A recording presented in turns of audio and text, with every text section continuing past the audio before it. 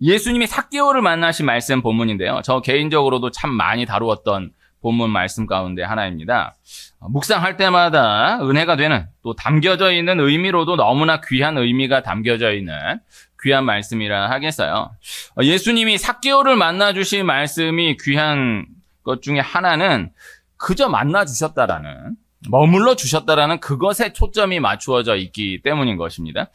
예수님이 처음 보신 삭개오를 보시고 그 이름을 불러주셨다라는 것을 놓고 생각해 보면은 참 너무 크죠. 너무 큰 기적이죠. 처음 본 사람이 이름을 불러주었다. 얼마나 놀라운 일입니까? 그러나 삭개오의 만남 가운데 어떤 기적이 있었던 것은 아니었어요. 그저 함께 해주셨다라는 것. 삭개오의 집에 머물러 주셨다라는 것, 그것이 큰 것이에요. 예수님과 삭개오를 바라보는 사람들도 예수님이 삭개오의 집에 유하러 들어가셨다라는 그 자체를 크게 보아서 수군거렸던 것입니다. 오늘 말씀 본문을 누가복음 19장 1절에서 10절로 함께 하였지만은 6절 한 절 말씀을 주목해 보았으면 하는 마음이에요. 급히 내려와 즐거워하며 영접하거늘 삭개오가 예수님을 그저 한번 보았으면, 한번 보기라도 했으면, 얼굴 한번 보았으면 하는 마음으로 돌무화과 나무 위에 올라가서 기다리고 있었던 것이었는데 예수님이 자신의 이름을 불러주셨던 것이죠. 그리고 내려오라 하시며 삭개오 자신의 집에 유하여야 하겠다라고 예수님이 말씀해 주신 것입니다. 삭개오가 너무나 기뻐하며 예수님을 맞이한 것입니다. 삭개오가 너무나 기뻐하며 예수님을 맞이한 이유는 다른 것이 없어요. 그저 예수님과 함께하게 되었다라는 그것으로 인한 기쁨이었던 거예요.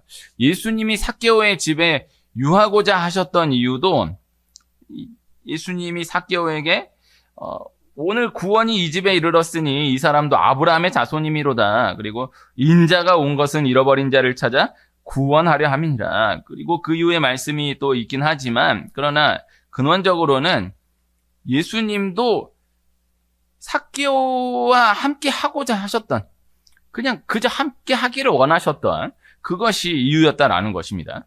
삭개오가 예수님을 기쁨으로 맞이하였던 이유도 그저 함께함, 그것으로 인한 기쁨이었고, 예수님이 삭개오와 함께 하고자 하셨던 이유도 함께 하고자 하심 그 자체가 이유였다라는 것이죠. 예수님이 이 땅에 사람의 몸을 입고 오신 이유는 우리 죄를 위해 몸으로 죽으시고 몸으로 부활하시기 위함이었어요.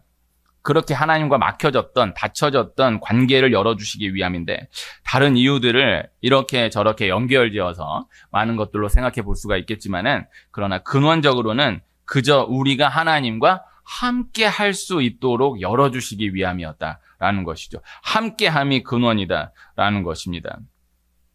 하나님이 야곱을 베델에서 만나주시면서 다른 약속을 하시지 않고 함께 하시겠다라고 약속하세요. 떠나지 아니하시겠다라고 약속하세요. 그 약속만 분명히 하시는 거예요. 그리고 라반의 집에 피해 있는 20년, 그 긴 시간이 지나고 다시 베델에 이르기까지 분명히 함께 하셨다라는 것을 돌아보게 하셨던 것이죠. 하나님이 요셉에게 꿈을 주신 이후에, 애굽의 종으로 팔려간 이후로부터의 모든 이야기들 가운데에 요셉의 이야기를 보면 다른 말씀을 하시지 않고 함께 하심으로 형통한 자가 되게 하셨다. 함께 하심으로 형통한 자가 되게 하셨다. 이 말씀만을 계속해서 반복해서 이어가시는 것을 볼 수 있는 것입니다. 그래서 사실 요셉의 말씀을 한편으로 생각해 보면은 요셉은 상황이 더 어려워져 가는데 다른 어떤 내용 있는 이야기들, 어떤 증거함을 주시지 않고 그저 함께 하셨다. 형통하게 하셨다라는 말씀만을 반복해서 이어가시는 것을 볼 수 있어요. 그리고 함께 하심으로 형통한 자가 되게 하셨다라는 거예요. 그러니까 형통한 자가 되게 하셨다. 이 말씀도 중요하지만은 함께 하심이 형통한 자이다. 이렇게 말씀하는 것이거든요. 그래서 그 말씀을 또 보면은 요셉이 너무너무 어려워진 그 상황 가운데 그 구간 마무리 지으면서 하나님이 함께 하심으로 형통한 자가 되게 하셨다. 하나님이 함께 하심으로 형통한 자가 되게 하셨다. 이렇게 말씀하시는 것을 볼 수 있어요. 그래서 사실 말씀을 이렇게 좀 묵상해 보면은 이거 좀 놀리는 것 같아요. 네, 요셉이 너무너무 어려워졌는데 그 구간 말씀을 마무리하면서 하나님이 함께 하심으로 형통한 자가 되게 하셨다. 아니, 이렇게 어려워졌는데 하나님이 함께 하심으로 형통한 자가 되게 하셨다. 더 정확하게 이야기하면 하나님이 함께 하심, 이것이 형통한 자이다. 지금 요셉의 이야기가 어떻게 흘러가고 있느냐, 어떠한 식으로 진행되고 있느냐, 어떠한 일을 만났느냐, 그거하고 관계없이 하나님이 함께 하시기에 요셉은 그곳에서도 형통한 자였다. 요셉은 그 상황 가운데에서도 형통한 자였다. 함께 하심에 초점을 두고 말씀을 이어가는 것을 볼 수가 있는 것입니다. 하나님과 아브라함과의 이야기 가운데에 가장 중요한 구간은요, 창세기 16장에서 17장으로 이어지는 창세기 16장과 17장 사이에 13년이라는 시간이에요. 중요한 것이 그때도 하나님이 아브라함과 분명히 함께 하셨지만은, 그러나 그 16장에서 17장 넘어가는 그 구간 가운데서는 하나님이 완전히 침묵하시는 거예요. 아브라함으로서는 하나님이 함께 하고 계시다라는 것을 체감할 수 없도록 하나님이 완전히 침묵하시는 거예요. 이때가 아브라함에게 있어서 가장 어려웠던 시간이에요. 그런데 성경이 이 시간을 묘사하고 있지 않아요. 16장이 맞춰지고 17장에서 그냥 바로 13년 점프해가지고 아브라함 99세 때 이렇게 말씀이 열려지는 것을 볼 수 있거든요. 그런데 아브라함 개인에게 있어서 가장 중요한 시간은 그 성경에 기록되지 않은 16장에서 17장 넘어가는 그 사이. 성경에 이런 말씀 구간들이 되게 많아요. 그 절과 절 사이, 이 말씀도 중요하고 이 말씀도 중요한데 사실 실제 그 안에 들어가서 가장 중요한 말씀은 이 말씀과 이 말씀 사이에 안 들어가 있는 거, 아무것도 안 적혀 있는 그 시간이 가장 중요하다라는 것을 볼 수 있는 구간들이 참 많거든요. 아브라함에게 있어서 16장에서 17장으로 이어지는 때의 그 13년. 하나님이 아브라함과 분명히 함께 하고 계시지만은, 그러나 함께 하고 계심을 체감할 수 없도록 완전히 침묵하셨던 그때가 가장 중요하고 또 가장 어려웠던 시간이었던 것입니다. 그러나 또 한편, 그리고 또 한편 17장이 열려지게 되면서 하나님이 아브라함에게 다시 말씀하신 그때, 하나님이 아브라함과 함께하고 계시다라는 것, 그리고 침묵하셨던 그때에도 함께하고 계셨음을 다시 증거하여 주신 그때에 아브라함이 비로소 근원적인 기쁨을 다시 회복할 수 있었다라는 것이죠. 그리고 아브라함에게도 본격적인 이야기가 이어지게 되는 것을 볼 수 있는 것입니다. 이스라엘의 출애굽 이후에 시내산에서 이스라엘 백성들이 금송아지 우상 숭배를 했던 그때예요. 하나님이 다른 것을 말씀하시지 않고 모세에게 내가 이스라엘 백성들과 함께 하지 않겠다라고 말씀하시는 거예요. 그래서 모세가 하나님이 이스라엘 백성들과 함께 하시도록 그 하나를 위해서 40일을 따로 금식하여 기도하는 것을 볼 수 있거든요. 그 말씀 구간도 묵상해 보면은 참 재미있어요.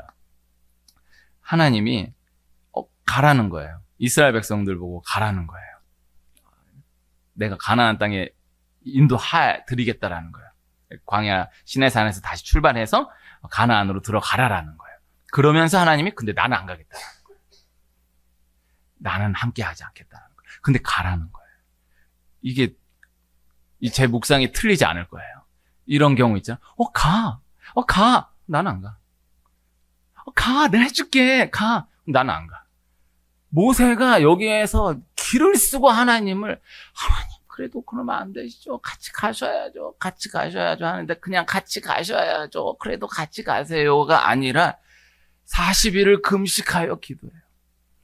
그거 하나만을 위해서 따로 40일을 금식해서 기도해요. 이거 참 조금 조심스러운데 이스라엘 백성들도 너무 서운하고, 이스라엘 백성들이 그렇게 금송아지 우상 숭배하는 바람에 첫 번째 언약이 깨뜨려지고 파기되고, 모세가 한 번 40일 금식한 것만 해도 대단한데 걔네들 때문에 40일 금식을 또 했잖아요. 그리고 다시 율법을 받을 때 또 40일 금식을 또 한다고요. 40일 금식을 3번 했다고요. 그 80 노인이 40일 금식 한 번만 해도 대단한데 한 번 어쩔 수 없이 했어야 되는 거니까, 본 말씀을 받아야 했던 대로 했어야 되는 거니까. 그런데 그게 파기됨으로 인해 이스라엘 백성들로 인하여서 40일 금식하여 다시 기도하여 하나님과의 관계를 이어주고, 그 다음 다시 또 40일을 금식하여서 두 번째 돌판 율법 말씀을 받게 된 거예요. 그 이스라엘 백성들 너무너무 참 마음 아프고, 이건 좀 조심스럽지만 하나님도 그걸 보면은 이게 의미 전달을 위해서 하나님이 조금 이거는 좀 유치한 거 아닌가 싶을 만큼 묵상되도록 하나님, 나 안 가. 가라 그래. 내가 들여보내줄게. 가라 그래. 나는 안 가. 이게 정말 중요한 거예요. 성경 함께 하심에 대한 인격적으로 실제적으로 가장 중요한 말씀이 그 구간이에요. 모세가 여기서 포기하지 않아요. 하나님이 함께 하셔야 된다는 거예요. 이스라엘 백성들이 가나안 땅, 광야 통과해서 가나안 땅 들어가는 게 중요한 게 아니고 하나님이 함께 가셔야 한다는 거예요. 그래서 40일을 금식하고 회막을 지어서 기어이 하나님이 함께 하심을 다시 허락받고서야 다시 두 번째 돌판 율법 말씀을 받고 시내산을 출발하여 하나님과 함께 가나안 땅으로 들어가는 거예요. 이 모세가 참 귀한 사람이에요. 그리고 그 구간 가운데서 놓고 보면 함께 하심이 얼마나 중요한가, 함께 하심이 얼마나 귀한 것인가를 생각해 볼 수 있는 것이죠. 구약 성경 말라기 선지자 이후에 하나님이 그때도 분명 함께 하시지만은 그러나 또 침묵하시는 거예요. 하나님이 함께하고 계시다라는 것을 전혀 체감할 수 없도록 400년이 넘게 하나님이 침묵하시는 것입니다. 이 함께하심이 중요한 거예요. 그래서 아까 나누었던 이 아브라함 이 창세기 16장과 17장 사이와 구약성경 말라기 4장 맞춰지고 마태복음 1장 1절 아브라함과 다윗의 자손 예수 그리스도의 계보라 말씀이 열리기까지 그 상황이 원리가 동일해요. 창세기 16장이 맞춰지고 17장이 열려지는 때가 와요. 말라기 말씀이 맞춰지고 마태복음 1장 1절이 열려지는 때가 와요. 그 구간 짧지 않은 구간이었어요. 하나님이 침묵하시는 거예요. 분명히 함께 하시지만은 그러나 함께 하심을 체감할 수 없도록 완전히 침묵하시는 거예요. 그 400년 너머의 침묵을 깨고 예수님이 이 땅 가운데에서 공생애를 시작하시는 것입니다. 예수님이 이 땅 가운데 시작되실 때에 주신 말씀, 예수님의 이름이 무엇입니까? 임마누엘입니다. 임마누엘은 함께 하신다라는 말씀이잖아요. 그래서 예수님은 함께 하신다라는 말씀으로 시작이 되는 것을 볼 수 있고요. 이 땅 가운데에서의 또 모든 사명을 다 마치시고 승천하시면서도 마지막 말씀으로 함께 하시겠다라는 말씀으로 예수님 모든 사역을 마치시는 것을 볼 수 있어요. 그래서 예수님 시작은 함께 하심, 임마누엘, 마지막도 함께 하심. 내가 세상 끝날까지 항상 너희와 함께 있으리라. 함께 하시겠다라는 것. 이것이 처음과 마지막 근원이다라는 것입니다. 그래서 이 말씀의 원리를 실제적으로 늘 기억해 둘 수 있어야 하는 것입니다. 함께 하는 것이 시작이고 함께 하는 것이 마지막이고 함께 하는 것이 전부인 것이다. 함께 하는 것이 능력이고 함께 하는 그것이 기쁨인 것이다. 라는 것입니다. 누군가와 이별하게 되었을 때에 이별로 인한 가장 큰 어려움은 보고 싶은데 볼 수가 없는 거 있지 않겠습니까? 그런 경험이 다 있으신 줄로 압니다. 보고 싶은데 볼 수가 없는 거. 다른 뭐를 이렇게 하려는 그게 아니고 그냥 보고 싶은데 볼 수가 없는 거예요. 보고 싶은데 볼 수 없음으로 인한 아픔이 얼마나 큽니까? 그래서 얼굴 보며 함께 하는 것 자체가 얼마나 소중한지 모르는 것입니다.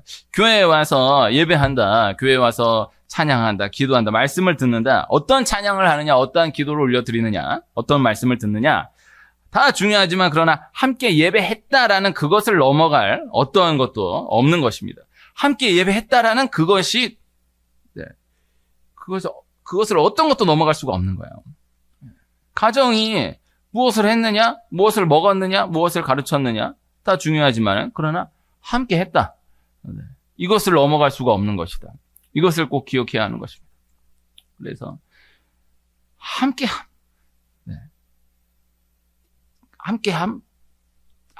존재함, 함께 같은 공간에 머물렀다라는 것. 이것이 커요. 그래서, 이곳에서 함께 한다. 이것이 커요. 이것을 기억해야 돼요. 그래서 우리가 그런 경우 있거든요. 함께 예배하면은 예배만 함께 했지 이렇게 이야기를 나눈 적은 또 없는 그런 경우가 있어요. 그러나 함께함이 가장 큰 거예요. 함께 예배했다라는 것이 가장 큰 거예요. 함께 같은 공간에서 같은 찬양을 했다, 같은 기도를 했다, 같은 말씀을 나누었다. 이것이 큰 거예요. 이것을 꼭 기억해야 하는 거예요. 그래서 그 공간에 함께 머물렀다라는 것, 이것을 꼭 기억해야 한다라는 것입니다.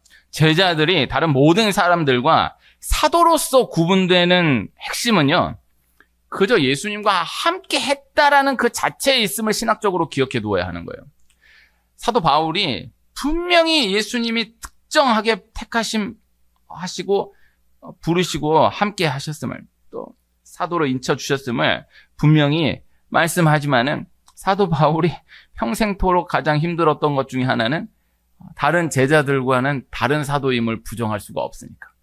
근데 훨씬 더 똑똑하고 훨씬 더 많이 알고 훨씬 더 다른 기적을 또 많이 행했는데, 그러나 한켠에 남아있는 건 그래도 3년 6개월 동안 예수님과 몸으로 함께 했던 것은 아니었으니까.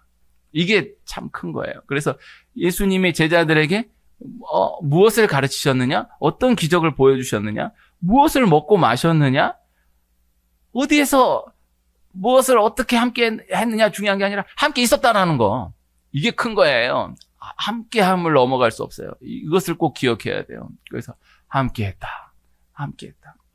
함께 뭘 해야지. 뭘 해야 되는데 뭘 하는 게 중요한 게 아니고 함께 한다라는 게 중요하다. 얼마 전에 나눴던 예화였는데, 이 바둑을 배우신 분이 또 바둑을 전수하면서 바둑을 가르치는 것도 중요하지만은, 그러나 그곳에서 함께 먹고 자고 함께 생활했다.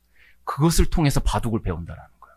그리고 그걸 또 전수할 때에 어떤 수를 가르치는 그것이 핵심이 아니고 그냥 함께 같은 공간에서 그 수년간을 먹고 자고 함께 한다. 이것을 통해서 바둑을 몸으로 배우게 하는 거예요. 이 사람이, 이 스승이 이렇게 지내는구나. 꼭 바둑이 아니더라도 이렇게 식사하시는구나. 평소에 이렇게 생활하시는구나. 이거를 이렇게 생각해서가 아니라 그냥 몸으로 함께함을 통해서 그렇게 전수되어 간다라는 거예요. 얼마나 참 귀합니까? 제가 바둑을 모르지만은 참 영적이다라는 생각을 합니다. 그래서 교회에 와서는 무엇을 들을까? 무슨 찬양을 하는가? 무슨 기도를 하느냐? 이게 안 중요하다라는 건 아니지만은 교회 다녀간다. 함께 머물렀다 간다. 이것이 핵심이다. 이것을 꼭 기억해야 한다라는 것입니다. 우리가 누가 언제 어디서 무엇을 어떻게 왜, 이 육하 원칙을 우리의 삶의 현장 가운데서 생각해 보면 어느 하나도 분명한 것이 없어요. 언제 어디서 무엇을 어떻게 왜, 오늘 하루만 놓고 보아도 언제 어디서 무엇을 어떻게 왜 분명하게 이야기할 수 있는 것이 하나도 없는데, 그러나 분명하게 대답할 수 있는 것이 하나 있는데, 누가는 확실한 거예요. 누가 나와 함께 하고 있는가, 이 하나는 확실한 거예요. 이것이 중요한 거예요. 그래서 어떠한 상황 가운데에서도 언제 어디서 무엇을 어떻게 왜 함부로 확실하게 이야기할 수 있는 것이 전혀 없어요. 그러나 누가는 확실해. 하나님이 나와 함께 하고 계시다라는 것, 이것은 분명한 거예요. 이 하나를 꼭 기억해야 한다라는 것입니다.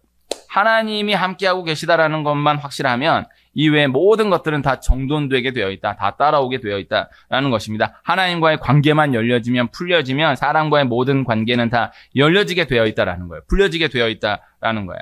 하나님과의 관계가 열려지지 않은 가운데에서는 사람과의 모든 관계는 다 짐이 되는 거예요. 관계 가운데에서의 기쁨이 다 소멸되게 되는 거예요. 지금은 사람이 싫은 시대이다, 사람이 버거운 시대이다라고 표현하잖아요. 그렇게 외로워하면서도 외로운 부를 따로 만들어야 돼. 국가 공식 기관으로 따로 만들어야 한다는 것을 논의하면서도, 그렇게 외로워하면서도 그러나 또 사람이 부담이 되는 시대를 살아가고 있잖아요. 다 영적인 거예요. 하나님과의 관계가 열려지지 않으면, 하나님과 함께함으로 인한 기쁨이 회복되지 않으면 절대 다른 어떤 관계 가운데서도 기쁨은 허락되지 않는 것이죠. 열려지지 않는 것이죠. 다 귀하죠. 다 중요하죠. 그러나 결국은 사람을 통해서 얻게 되는 기쁨, 사람을 통해서 회복되는 회복이 있게 되어 있는데, 그러나 하나님과의 관계가 회복되지 못하면 사람은 다 싫어질 수밖에 없고, 아무리 가까운 사람도 다 부딪힐 수밖에 없고 짐이 될 수밖에 없는. 그래서 저는 강아지를 키우는 거가 너무 좋다고 생각하지만, 다 그런 건 아니지만 사람이 싫어가지고 강아지를 키우는 경우가 많이 있잖아요. 근데 그런 경우는 강아지를 계속 끌어안고 나아가면 안 되고 하나님께로 나아가요. 하나님과의 관계가 풀려야 이 사람이 풀려지지, 이게 강아지와의 관계만 풀린다고 사람이 풀려지지가 않아요. 이게 쉽지 않아요. 그래서 이 원리를 기억해야 한다. 다 사람이 싫은 거예요. 그래서 아무리 피하려고 해도 이게 안 되는 거예요. 쉽지 않은 거예요. 그래서 다 안으로 들어가는 거예요. 다 골방으로 들어가는 거예요. 다 굴로 들어가는 거예요. 우울증의 가장 큰 특징은 속으로 들어가는 거예요. 아무도 안 만나. 6년을, 7년을 단 한 번도 방 밖으로 나온 적이 없다는 분이 7년 만에 처음 나온 날 만난 적이 있어요. 그날 당일에. 참 귀한 기억으로 남아있어요. 고등학교 2학년 때부터 단 한 번도 밖을 안 나갔대요. 제가 꼬치꼬치 묻지는 못했지만은 그 어머니 말씀으로는 방 밖을 나간 적이 없다. 집 밖을 나간 적이 없는 게 아니라 방 밖을 나간 적이 없다. 그 여성분이니까 아니 방 밖을 안 나가면 어떻게 살아? 이게 너무 묻고 싶은데 물을 수가 없는데 방 밖을 안 나왔다고 하니까. 근데 7년 만에 나왔어요. 7년 만에 나왔는데 그날 제가 만난 거예요. 너무 영광으로 남아있어요. 그 7년 만에 밖으로 나와서 처음 이야기 나눈 사람이 저라는 거예요. 너무 귀하다, 감사하다. 얼마나 큰 이야기입니까? 나오기 싫은 거야. 안 나오는 거야. 다 갇혀있는 거야. 그래서 이 하나님과의 관계가 열려져야 이 하나하나가 회복이 되게 되는 것이다. 라는 것입니다. 인사 가운데 가장 좋은 인사는 반갑습니다라는 인사라고 생각합니다. 여러분 의식하셨는지 모르겠지만 저는 항상 인사를 반갑습니다로 인사합니다. 저는 안녕하세요로 인사하지 않습니다.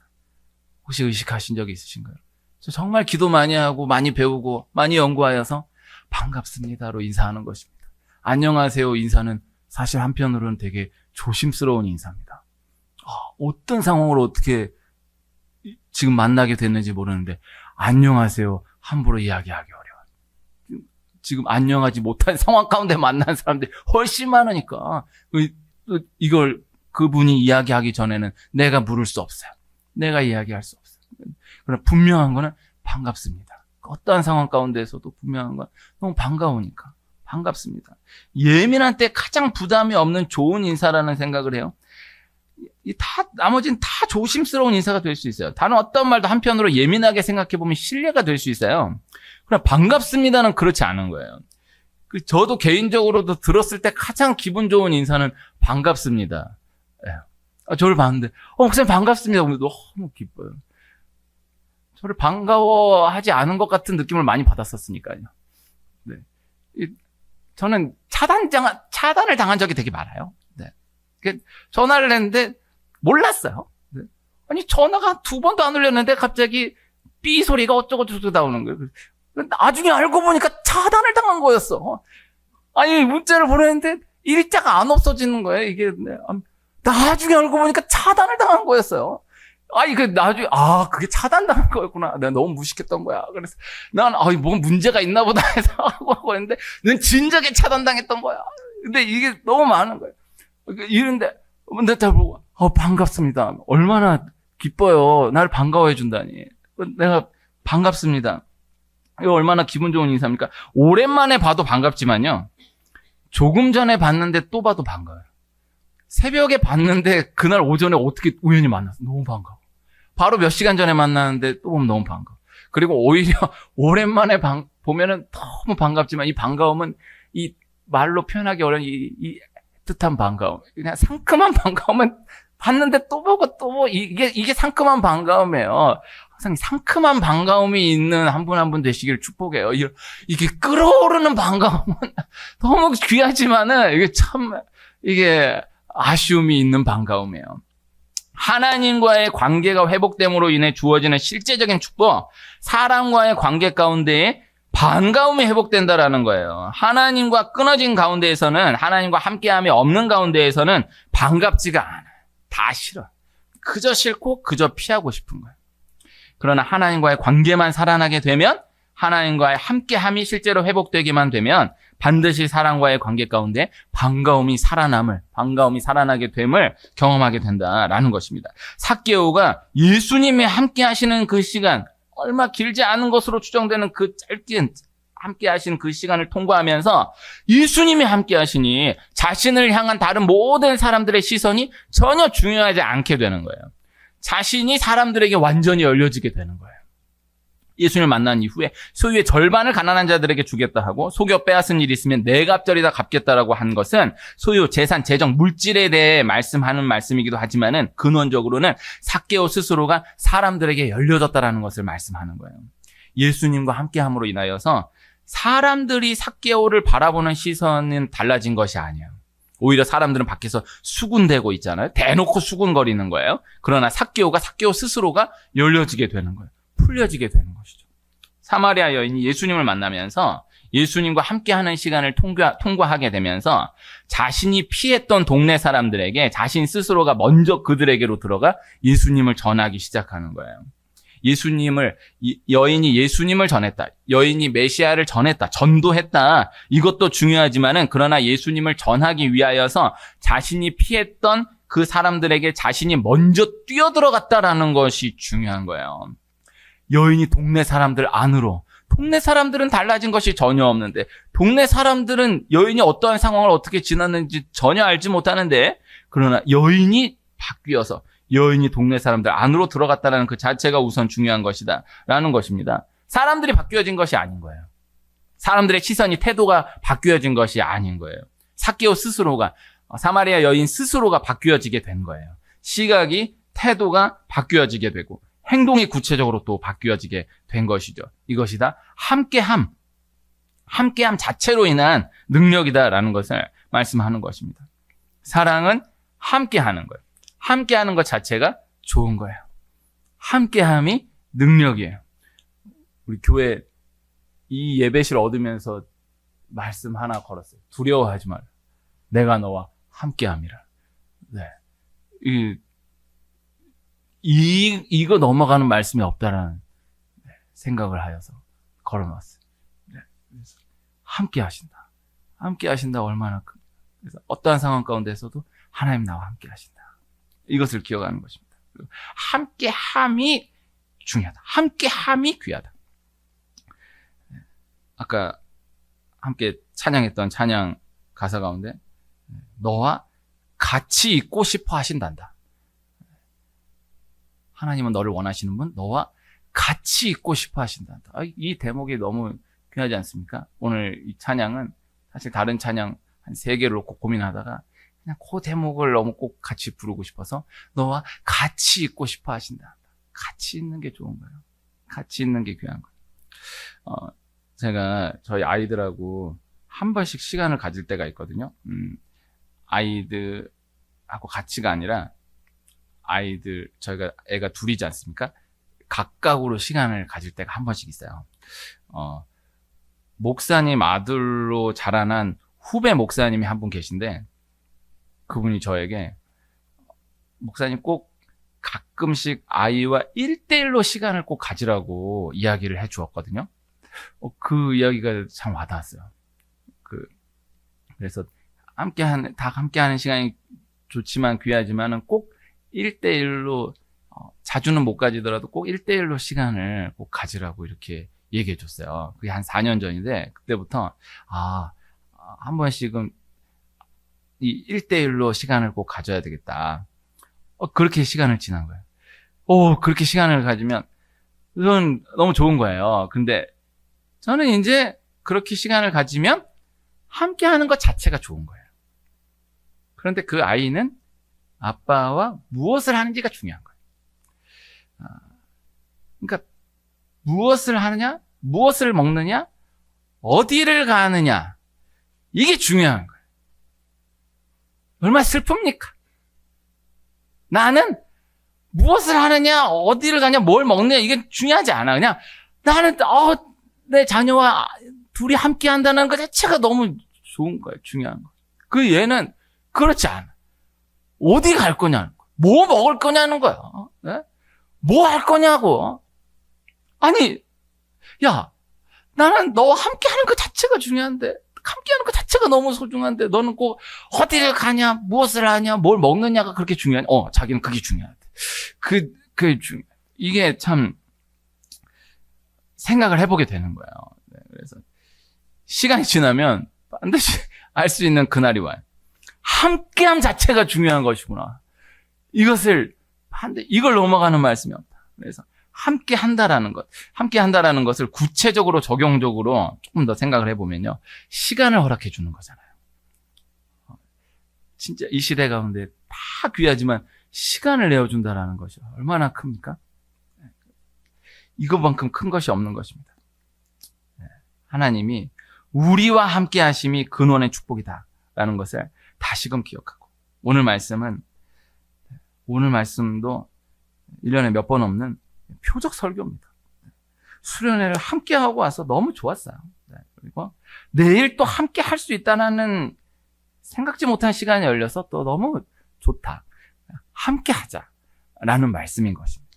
하나님이 우리와 함께 하심이 근원의 축복이다라는 것을 다시금 기억하고, 하나님과 함께함, 그로 인한 기쁨이 충만한 우리가 되기를 소원하고, 그리고 하나님과 함께 함으로 인한 기쁨, 그로 인하여서 주어지는 하나님이 함께 하시는 사람들로 인한 기쁨, 그로 인한 능력이 계속해서 더해져가는 은혜가 있기를 축복합니다.